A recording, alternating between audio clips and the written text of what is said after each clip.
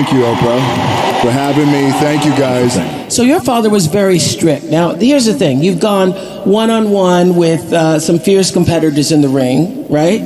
But now you're in one of the scariest situations any man can be in, raising 3 daughters. Yes. Yeah. Yes. Extremely scary. And are you a strict dad?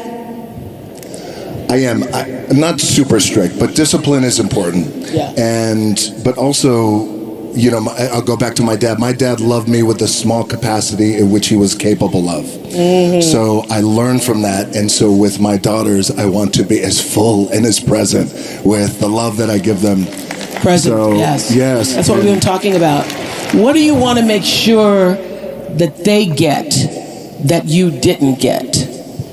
And it's so interesting when you have children. I've seen this from a lot of people who you didn't get what you needed. You just didn't get what you needed because of what The Rock just said.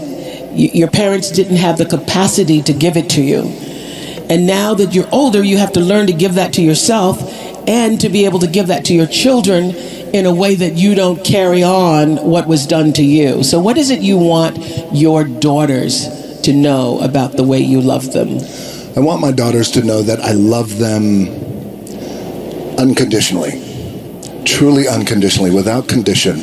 And I have a daughter who's 18 years old. Her name is Simone. Jasmine, who just turned 4. Tiana. Baby Tiana, thank you, who is getting ready to turn 2. And I am, as I told my 18-year-old daughter Simone, I said, I love you. I'm going to tell you I love you every day. I'm going to text you I love you. So you're one of those say the words out loud. Yes, because I didn't get that. And I will look at you, I love you, and I'm going to text you. But I also told her, I'm unattached. You don't even have to text me back, right? You could text me back, it's fine, but you don't have to. Like, it's okay. It's without condition. It's unconditional love. And I also want to teach my daughters the value of hard work. More importantly, I want to teach my daughters the value of being kind and how important that is. Well, you know, I read that your father, you used to watch him in training, and he would say, if I'm going to get up at 6 a.m., you're going to get up at 6 a.m. So what do you think you got the most from him? Was it your work ethic? What was it? It was definitely my work ethic. My dad was a man who against the odds, made it. And but he would get up at usually 5:30 in the morning, and he would say, if I get up, you're going to get up too. He would drag me to the gym. And by the way, I'm 5 years old, and he would drag me to the gym. Yes. And I wouldn't work out, but he would just make sure that I was there and be with him. And that was our time that we could spend together. And but I would say my work ethic from my dad always said too that regardless of what you do in life and where you go, respect is going to be given when it's earned, and you have to go out and earn it every single day. Yeah. So your dad taught you a lot. I wonder, what have your daughters taught you? My daughters taught me how to be, I think, more caring and more sensitive and more selfless. Yeah. Were you there for all of them when they were born? I was right there. Right there. I mean, right there. Yeah. Yes. I mean, you were right there. I was right there, yes. And bring it on. I mean, this is our moment, yes. Yeah. And is that a life-changing moment when that happens for you? It's the greatest thing that I have ever experienced in my life. And it gave me such a profound respect for my baby's mamas. I have 2. I was once married, and now I'm happily married. Lauren is back there. We've known each other for 13 years now, but I have. It has been the most profound experience of my life, because also too, you know, when you meet as a man, you meet someone, you meet a woman, and this is going to be the one, and you want to get married. And my first marriage didn't work out, but then the birth of a child and what that does, and the lens perspective that just shifts. And it just gives me a new profound respect for, again, their moms. So it didn't work out with the marriage, but then she became your business partner, your first marriage. She did, yes. Yeah. Yes. And you still are. We still are. So my first, my ex-wife, Danny, the marriage didn't work out. And it was just one of those things where it wasn't an ugly divorce. It was just, marriage wasn't in our cards. We're great friends. Marriage wasn't in our cards. But we had but we both had an appetite for business and to accomplish things.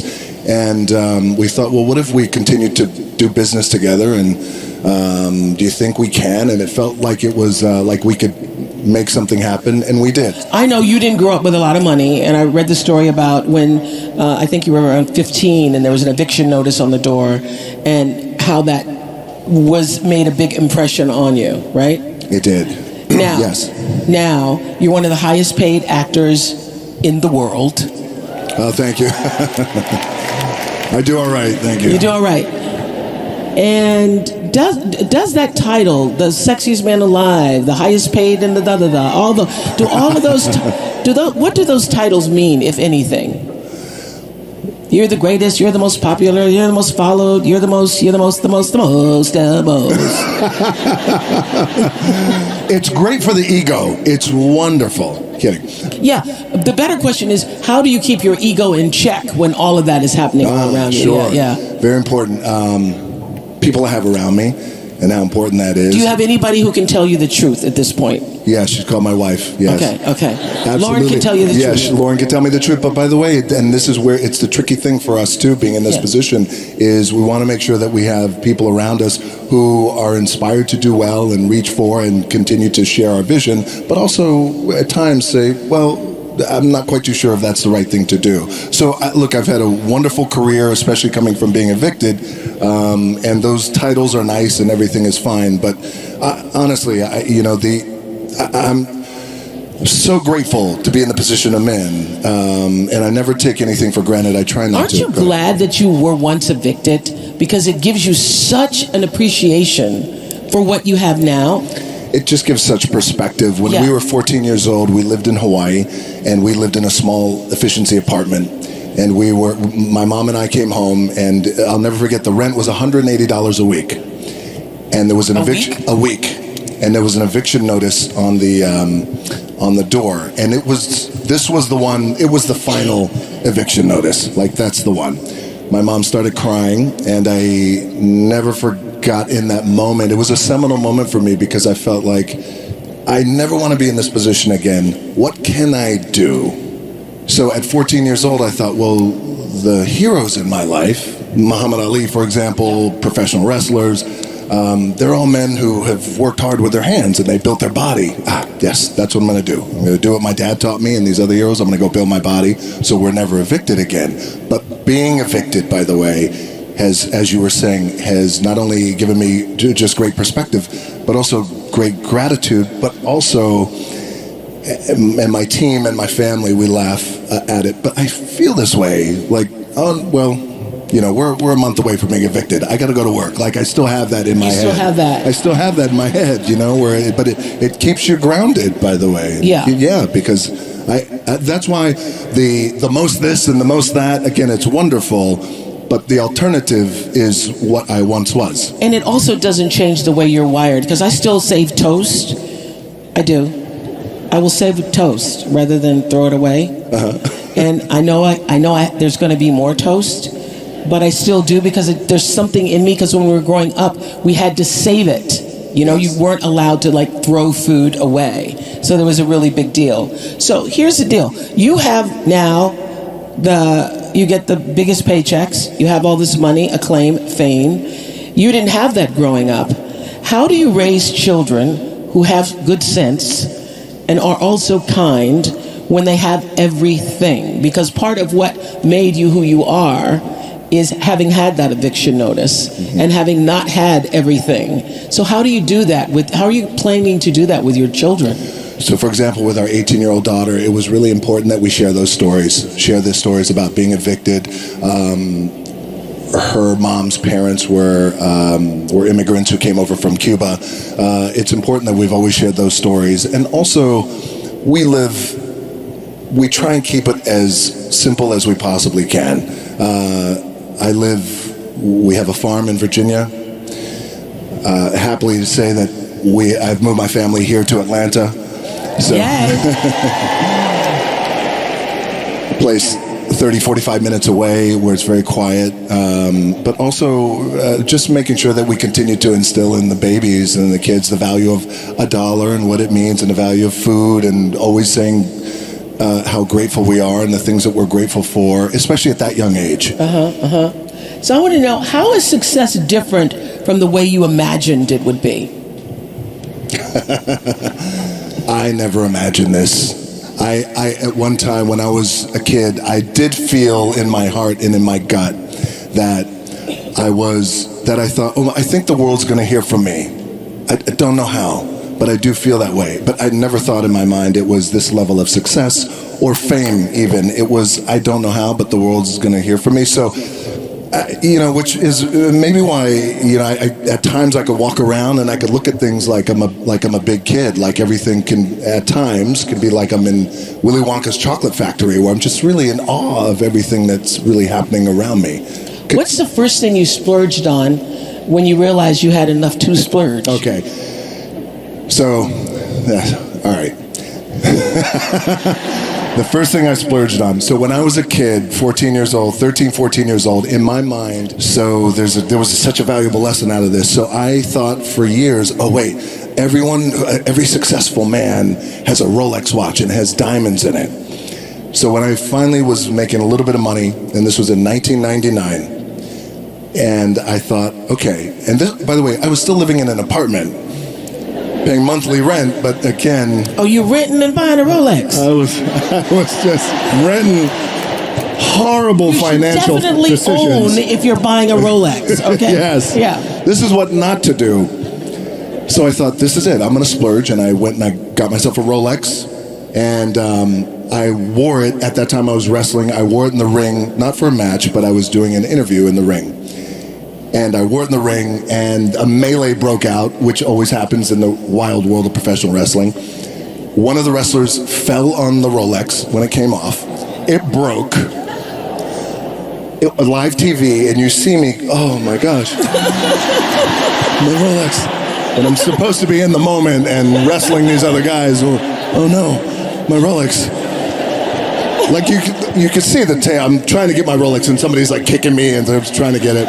So I finally get my Rolex back. I go backstage and I look at it. I'm heartbroken now. This is my thing. And I go home that night, and I remember immediately thinking, this is a sign. And I believe in signs. Yes, it's a sign. Yeah. And I will, and I don't need it, and it wasn't right for me at that time, and I never got anything like that again. And so now, do you splurge carefully? I do. I'm not a big bling guy or anything like that. Yeah. And I always want to just make sure that now the splurge is usually with property. Like we have 2 properties that way. I believe in real estate. Yes, you do. I do. I know. Yes. I love property the way some women love shoes. Yes. I do. Because God isn't making any more land, okay? That's this is right. what we got here on the planet Earth. You're not getting any more. Yeah. That's right. Yeah. And also the properties are our anchor. It's where we, can be comfortable. And so I have a few pickup trucks. That's it. Just a few. So I remember reading this, that it was like WrestleMania 13, and you were still being called Rocky. And there were a bunch of fans at the time who were jeering you, and they were saying, unkind things. And you used that moment and literally turned on your heels and turned it around. Yeah. And, this whole Vision Tour is about people who've been knocked down sometimes in life. Everybody, not in a ring, but have had those moments where you didn't feel like the rest of the world saw you for who you needed to be. That's right. How were you able to turn that around? Okay, so thank you for bringing that up. So this is, it was a turning point in my career, and it really allowed me to grow, and it really allowed me just to be me and be anchored in with who I am. So when I first started wrestling, the idea was, well, why don't you call yourself Rocky Maivia? Out of respect for your dad, Rocky Johnson, and your grandfather, Peter Maivia. I hated the name.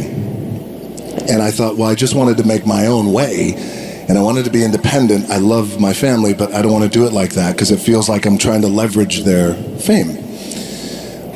The powers that be said, nope, that's your name.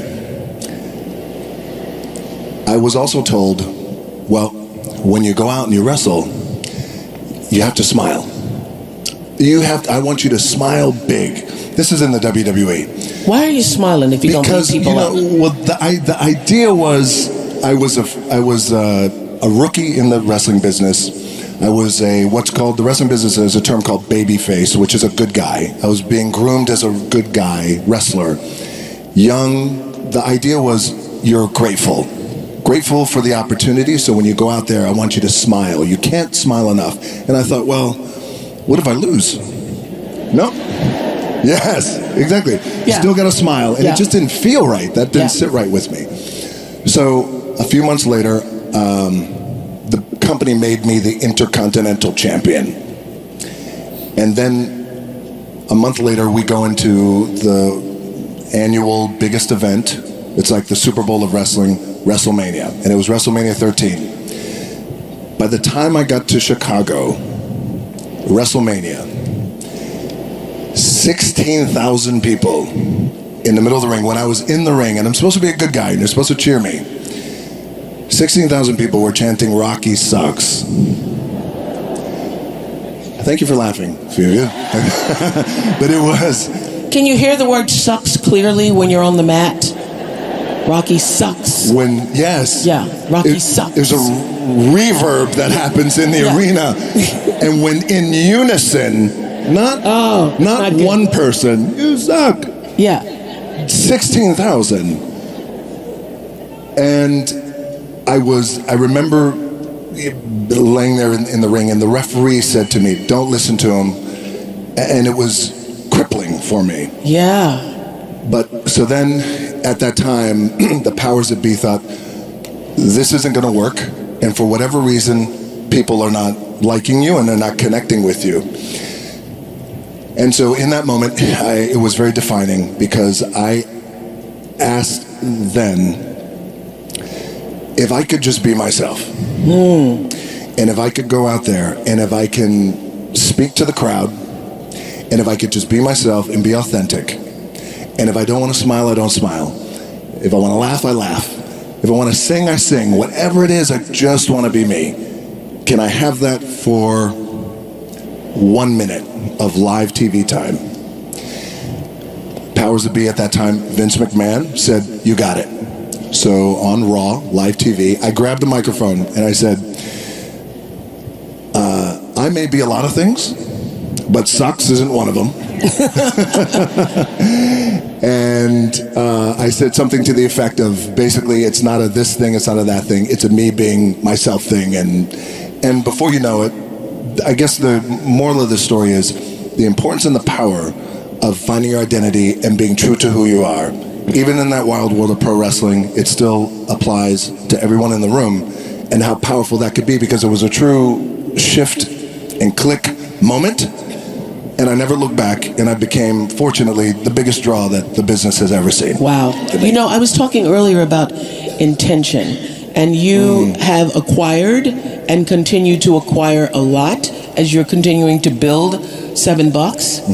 What is the purest, highest, truest intention behind it all? Because I know at the end of the day, it isn't all about fame. And it isn't all about making money. So the reason why you want to continue to grow and succeed is what? To create an amazing experience for people.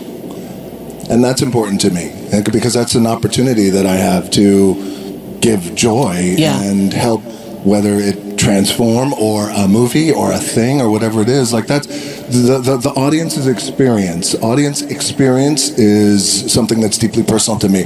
And I think that goes back to when so before the bright lights of the WWE, I was wrestling in a small wrestling company. I would wrestle in flea markets and used car dealerships. You put a ring in the used car dealership in the parking lot.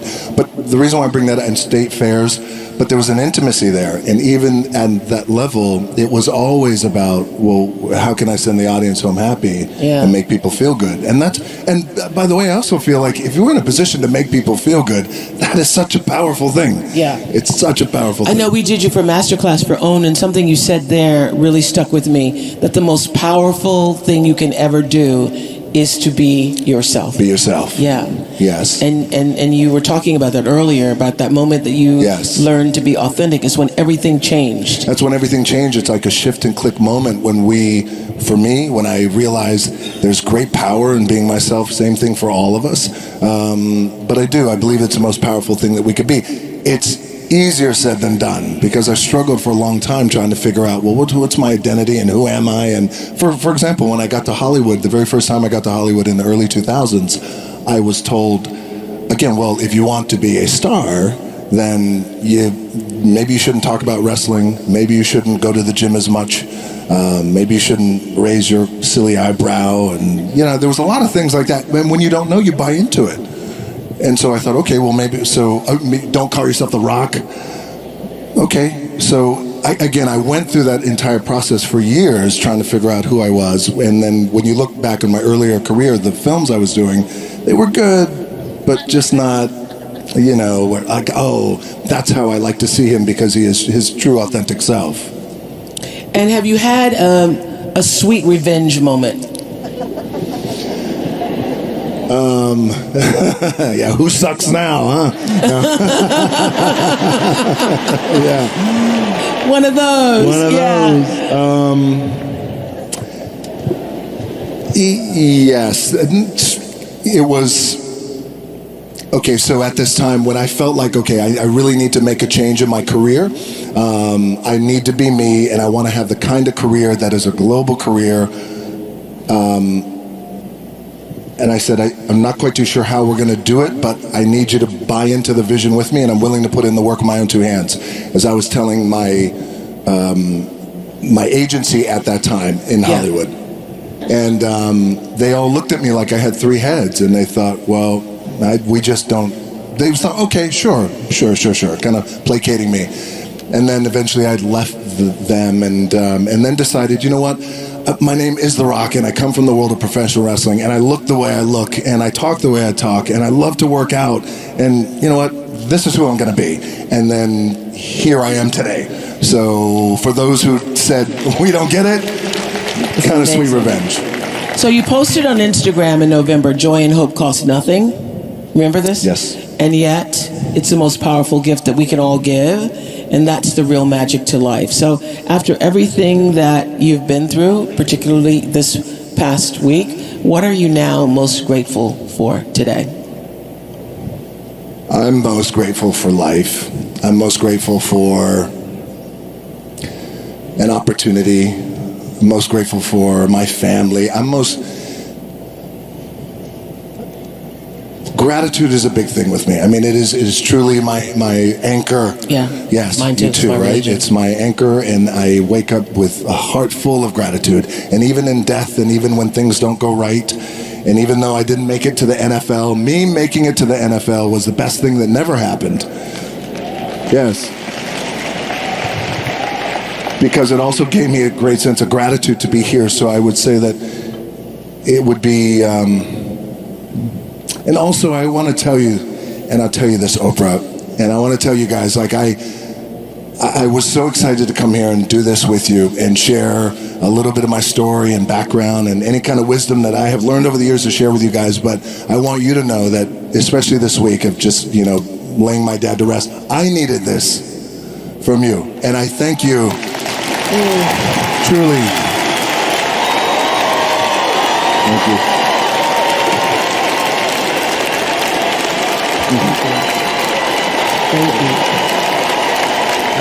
Thank you. Thank you so much. I did. I love you back. I truly do. That's some good mana y'all just gave. Some good mana. But thank you. I did. I needed this, and I needed this. I needed the love and this mana, because what I also realized is, and I felt it coming in, is that, you go to rock concerts and things and events and wrestling matches or whatever, but, when you come to this room and you have thousands, 12, 13, 15,000 people who have one intention, which is to be better and give so much love and receive so much love. Yeah. It's a powerful thing. It is a very powerful thing. Thank you for being here today to share it.